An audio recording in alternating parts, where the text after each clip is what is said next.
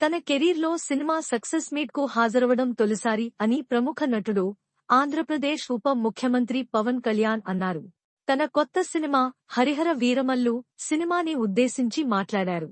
Cabinet meeting వల్ల ఈ event కు రావడం ఆలస్యమైంది. క్షమించండి. నాకు సినిమా ప్రమోషన్స్ అలవాటు లేదు. తొలిసారి సక్సెస్ మీట్ కు హాజరయ్యా. ఈ రోజు ఉదయం మంత్రివర్గ సమావేశంలో పంచాయతీరాజ్ శాఖపై మాట్లాడా.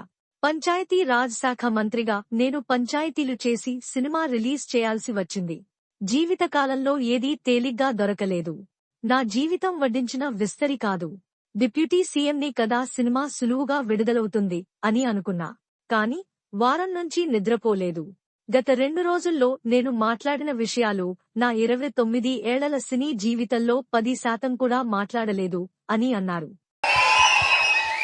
This is not about Pavan Kalyan. This is not about Mr. A.M. Ratnam. This is not about Jyoti Krishna.